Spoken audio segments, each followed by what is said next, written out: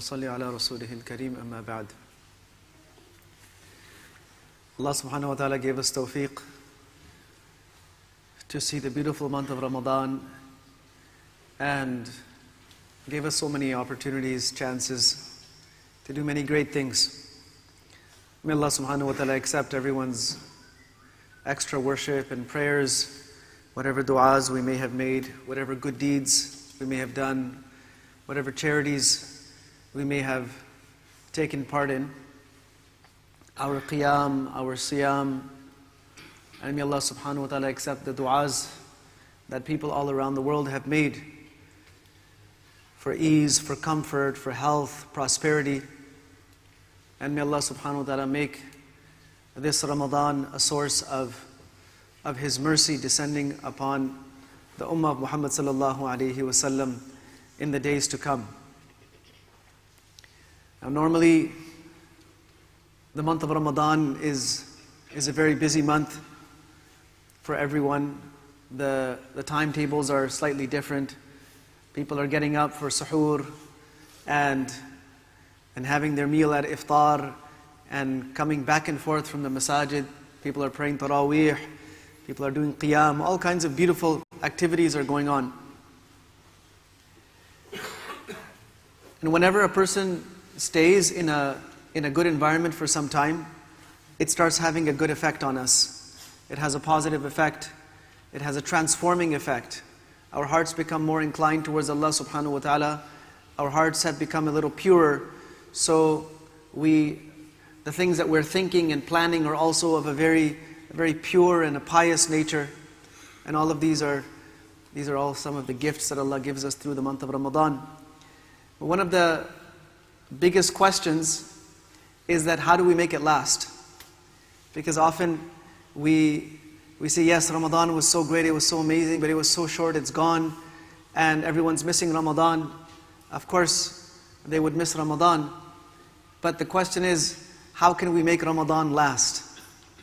So the days of Ramadan will always come to an end after 29 or 30 days. But the effects of Ramadan should last for the whole year. And there are a few things that we can do to help that. The first thing is, and it always begins with our obligations, that we don't compromise our obligations. For a Muslim, the biggest obligation in worship is salat. So this is one thing that we cannot afford to compromise. We pray salat on its time. There is nothing that can replace salat. There is no good deed that can take the place of fard salat. So this is one thing that we have to really sincerely and honestly uphold. Whether someone is there to remind us or there is no one there to remind us, this is our duty, our responsibility. The other thing is abstaining from all of those things that Allah subhanahu wa ta'ala has forbidden. Now, we often get into this sort of cycle where we say, well, is it haram? If it's not haram, then we should do it. So deen is not just about halal and haram. Islam does not just consist of halal and haram. Yes, there are many things that are haram, but there are many more things that lead to haram than the actual haram things. That's why Umar radiallahu anhu says that we left 90% of things that were not halal if they were not haram if they were looked at by themselves, but because of what they were leading to, we left them. So this question that is it haram, and only if it's haram I'm going to stay away from it, this is not the talk of a believer. This is not the talk of someone with strong iman, because someone with strong iman is not just abstaining from or staying away from haram, they're also staying away from the things that will lead to haram. Generally speaking, there are 4 pathways through which the pure heart, the heart that has been cleansed, it's been washed, by ibadah and dua and tawbah and istighfar, there are 4 channels through which it becomes contaminated. If you were to compare the heart to a pond or a reservoir that has 4 pipes depositing water into that pond or into that reservoir. So these 4 are where our hearts become contaminated, and the time comes when even if there is something that we should abstain from, we don't, just because we don't feel compelled to stay away from it. And when we don't feel compelled to stay away from things that are inappropriate, it's a sign that the heart needs to be cleansed. So one of the most important channels is our eyes, our gaze. And there are things that we are absolutely forbidden from looking at. But if we do, it's like we've contaminated our heart. Whatever the eyes see, it reflects directly on the heart.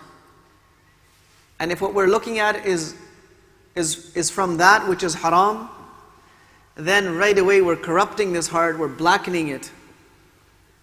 So that is also one of the channels through which a person's thoughts are changed.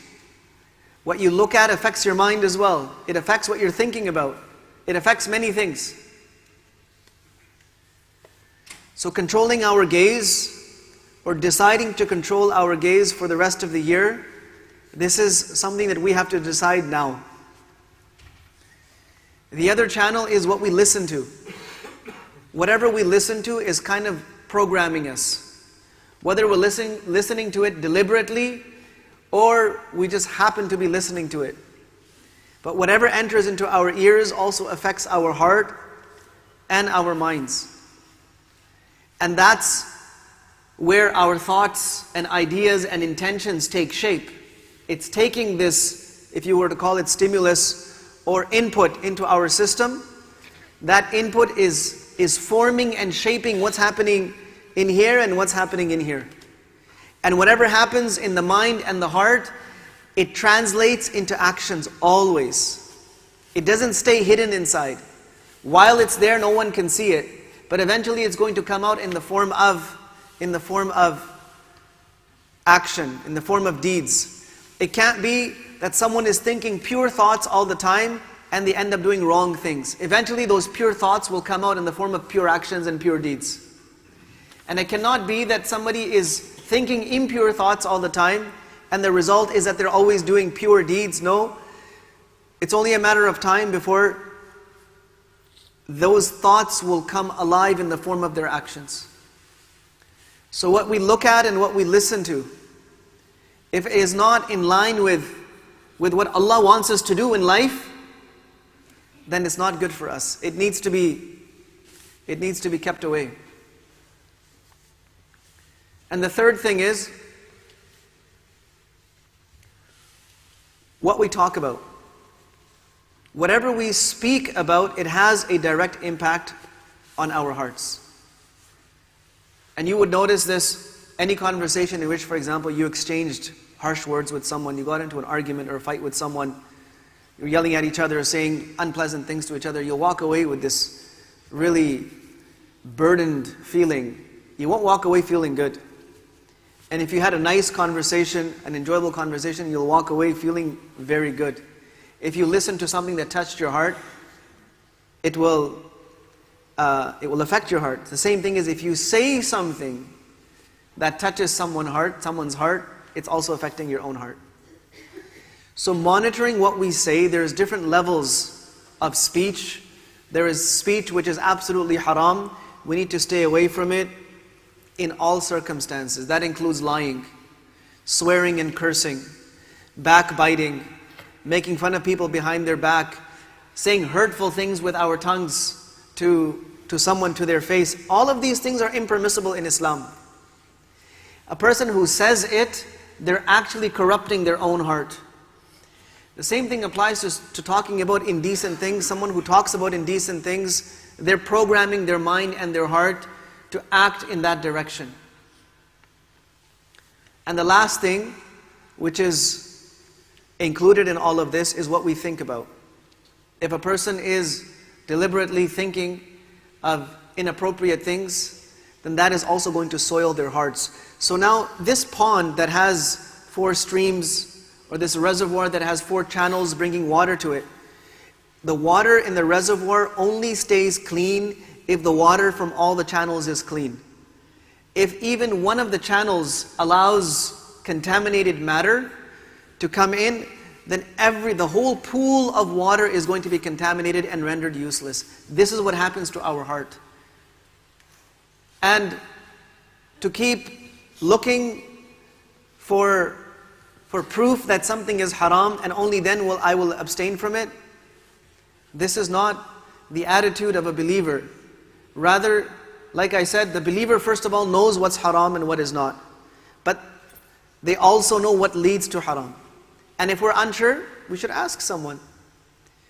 The main and the most important thing is, whatever work that we've done in Ramadan on ourselves, on improving ourselves, in worshipping Allah subhanahu wa ta'ala, this should not go to waste.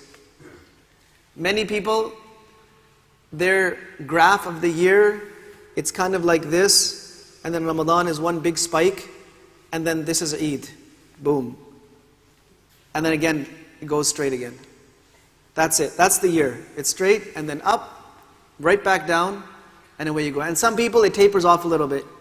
It takes a few days. Some people, it takes a few weeks. Some people, it might take a month or so.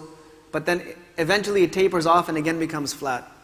That's not what we want our graph to look like. We want our graph of our life to look like this, where it's continuously going up. We're consistent, then we're increasing, then we're inconsistent, then we're increasing, again we're consistent, and again we're increasing. We're adding good things into our lives. We're getting rid of negative things from our lives, and we continue this process right until the day we die.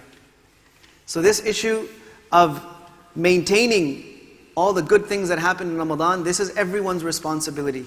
Now, of course, a lot of questions arise as to how, when we're exposed to such and such and such things, how?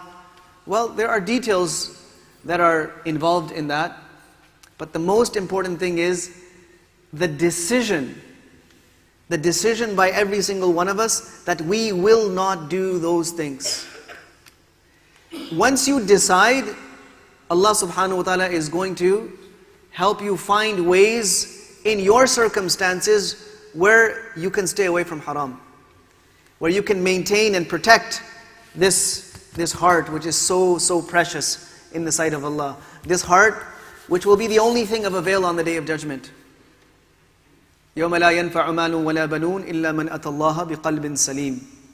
That heart that's been protected from all its channels, and the person hasn't allowed it to be contaminated, that is the only thing that is going to be a benefit to a person on the Day of Judgment. May Allah subhanahu wa ta'ala enable us to maintain the good deeds that we started in the month of Ramadan, and abstain from whatever mistakes we were able to avoid in the month of Ramadan. And may Allah subhanahu wa ta'ala enable us to increase, to continue increasing in our piety, in our nearness to Him as we go through our lives, so that when we meet Allah subhanahu wa ta'ala, we are closer to Him than ever before. Wa sallallahu wa sallam wa baraka ala nabiyyina Muhammad wa ala alihi wa ashabihi ajma'in.